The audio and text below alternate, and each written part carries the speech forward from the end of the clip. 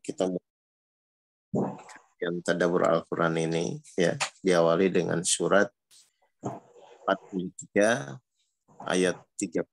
Silakan Pak. Bismillahirrahmanirrahim. Surat Az-Zukhruf ayat 25. Ya.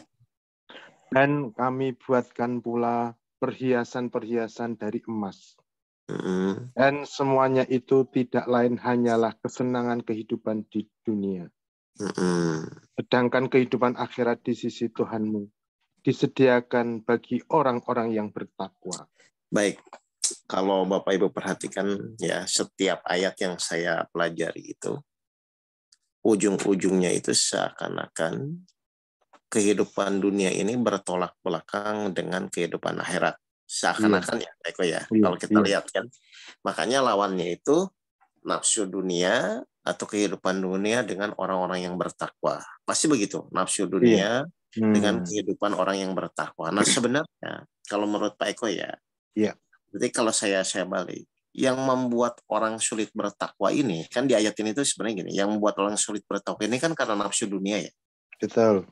Nah, sebenarnya nafsu dunia terhadap apa sih Pak? Terhadap keinginan. Keinginan apa? Kan keinginan itu kan kalau perhatikan di dalam tiap ayat Al-Quran itu pasti aja kehidupan dunia, senda gurau atau permainan.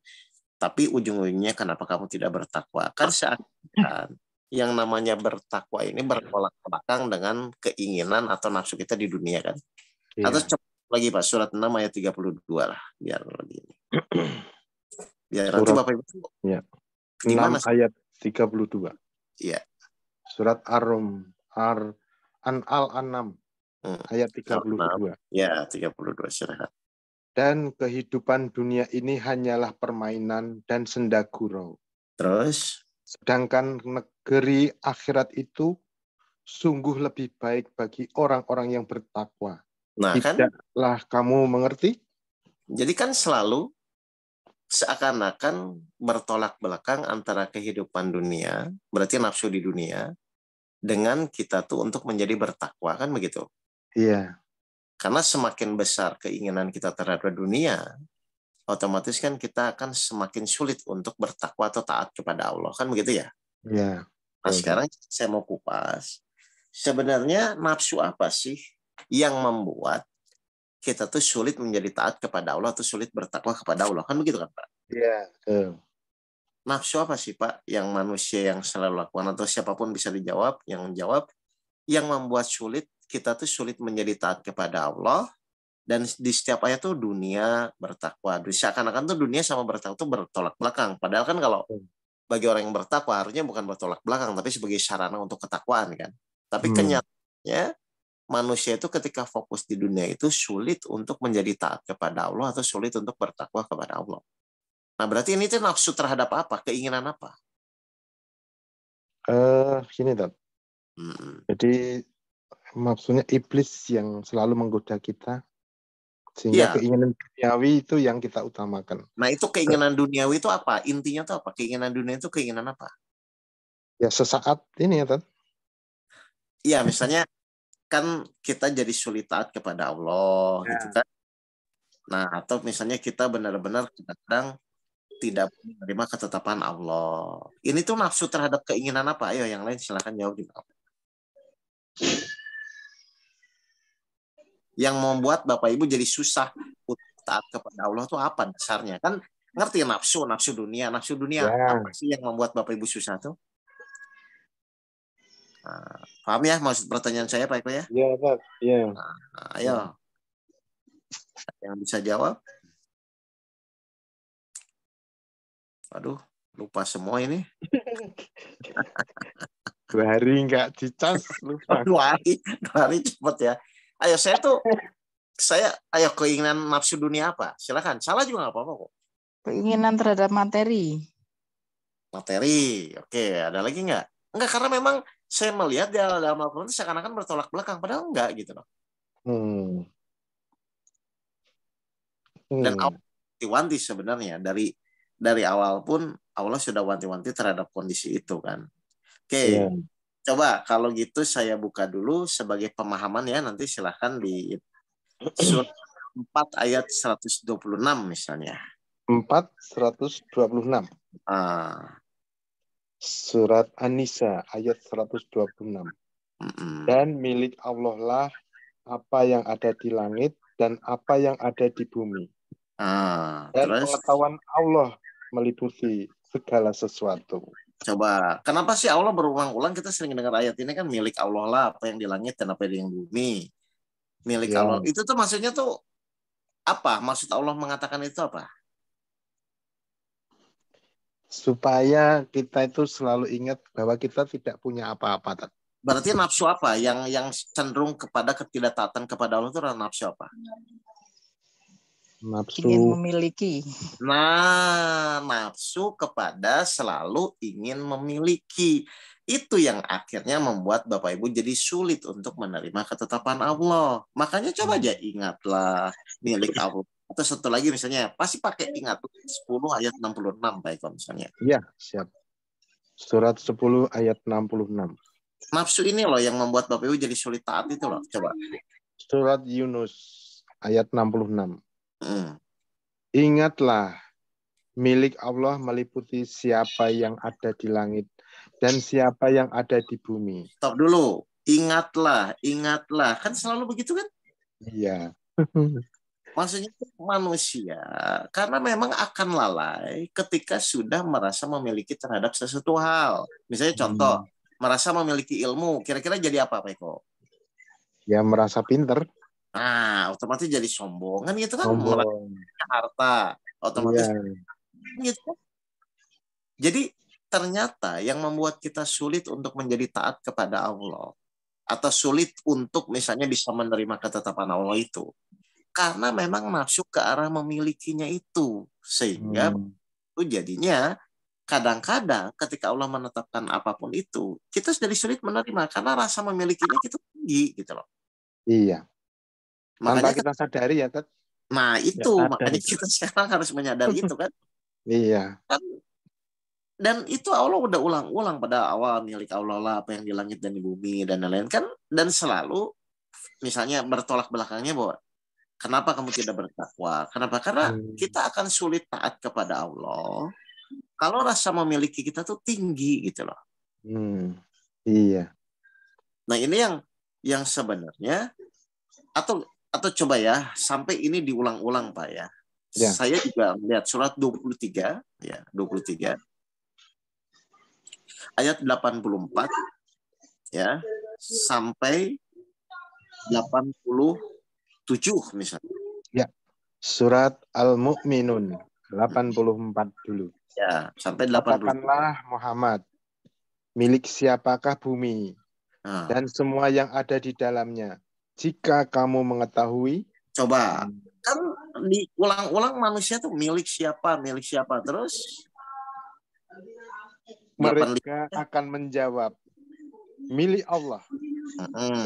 Terus katakanlah, maka apakah kamu ingat? Nah, ini kan terus kan diulang-ulang kan? Terus katakanlah, siapakah Tuhan yang memiliki langit yang 7 dan memiliki arsy yang agung? Terus mereka akan menjawab milik Allah. Terus katakanlah, maka mengapa kamu tidak bertakwa? Kan selalu bertolak belakangnya itu antara rasa memiliki dengan ketakwaan masalahnya. Iya. Jadi semakin tinggi kita rasa memiliki, kita akan semakin sulit menerima ketaatan untuk menjadi taat kepada Allah, untuk bertakwa kepada Allah. Ya. Kan di pelajaran sabar, kalau Pak Eko perhatikan, ya sabar itu kan menyadarkan semua kejadian atas izin Allah. Lalu yang kedua, Allah saja pemiliknya sudah mengizinkan, maka kita yang bukan pemilik harusnya mudah untuk menerima itu kan Pak? Iya. Kan pelajaran sabar sebenarnya menyadarkan bahwa kita tuh bukan pemilik, Allah sang pemilik, kan begitu sebenarnya. Betul. Coba Al-Baqarah 155-156. Benar nggak ujung-ujungnya orang sabar itu bahagia karena tidak merasa memiliki? Surat Al-Baqarah 155. Sampai 150. Dan kami pasti akan menguji kamu dengan sedikit ketakutan, kelaparan, kekurangan harta, jiwa, dan buah-buahan. Oke, terus?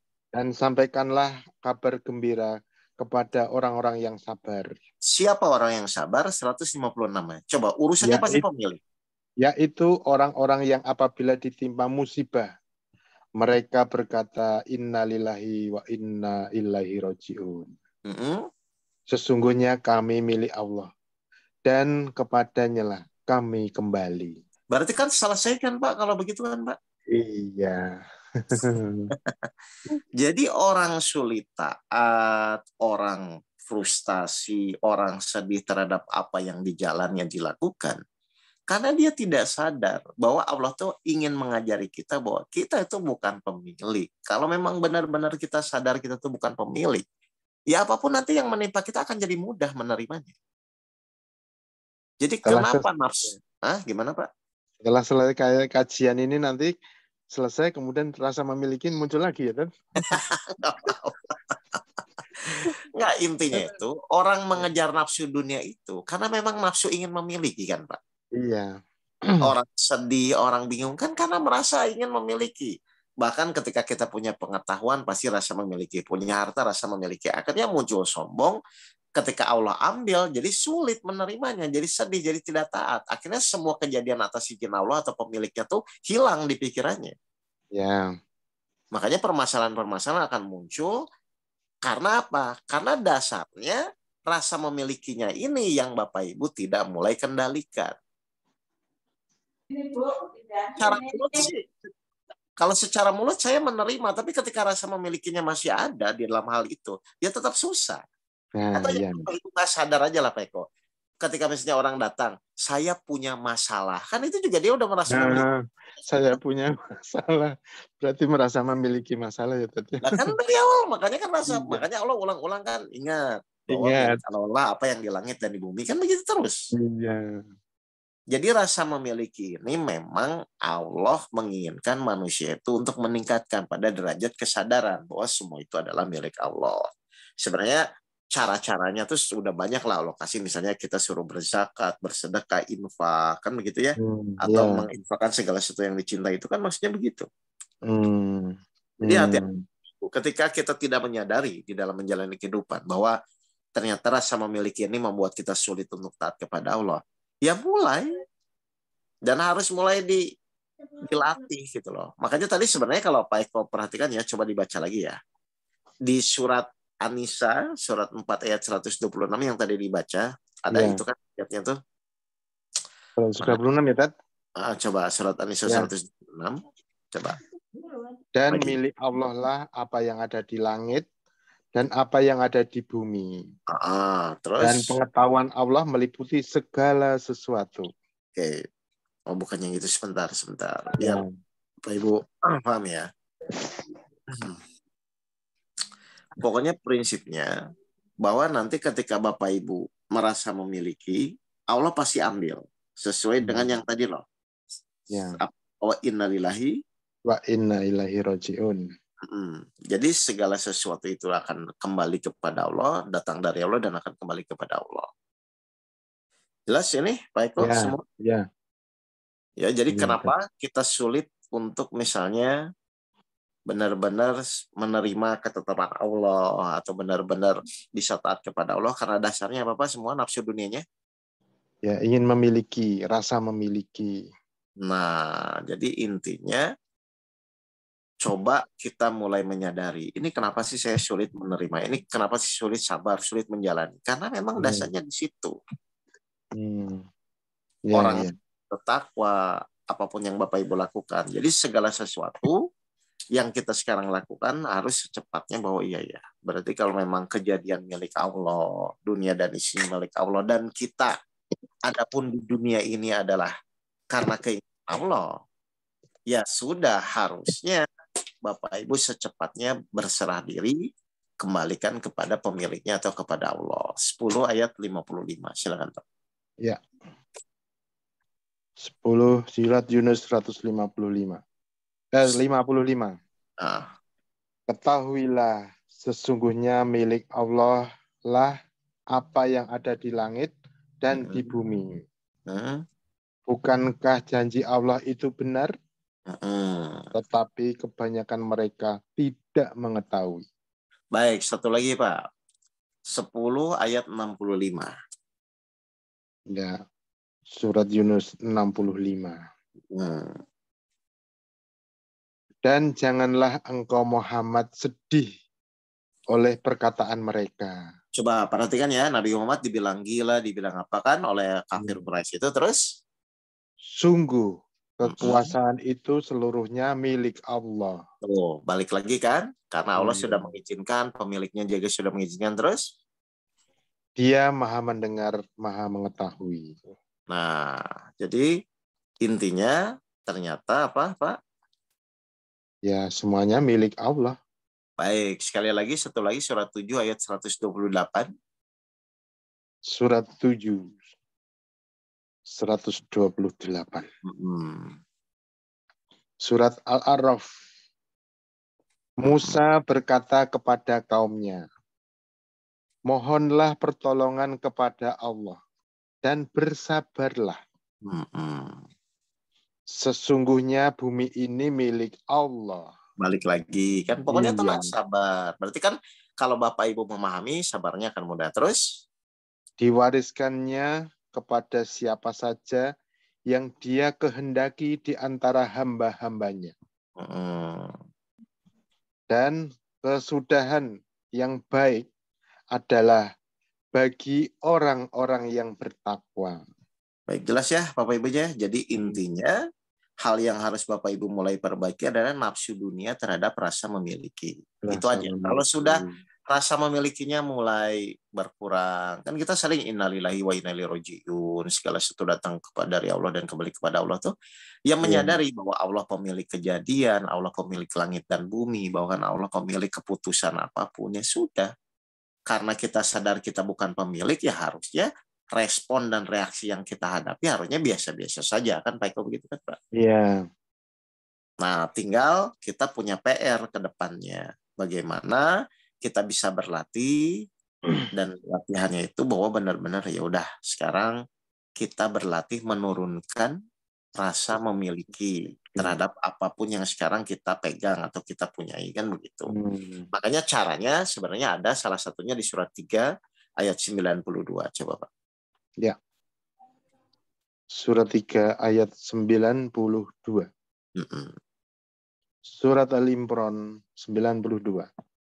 Kamu tidak akan memperoleh kebajikan sebelum kamu menginfakkan sebagian harta yang kamu cintai. Nah, mencintai itu identik dengan rasa apa, Pak? Memiliki. Nah, itu makanya. Jadi berlatihlah.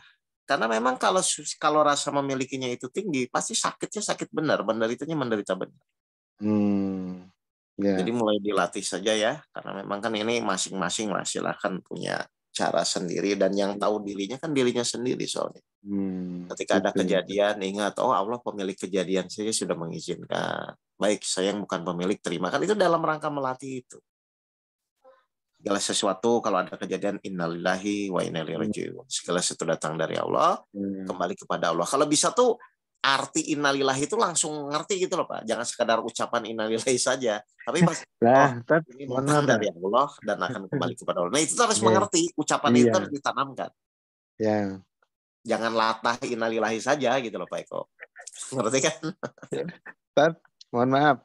Kebanyakan orang mengatakan innalillahi ketika ada berita duka, meninggal dunia. Ya, harusnya kan berarti tidak harus hanya itu aja ya, Tad ya? Ya iya kan, misalnya kehilangan, kecopetan, ketipu. Kan kita sadar ngomong innalillahi itu, oh segala sesuatu kejadian datang dari Allah, kembali kepada Allah. Kalau orang udah sadar gitu ya mau apa, Pak? Mau sedih terus? Seolah-olah hanya untuk kematian aja ya, Tad?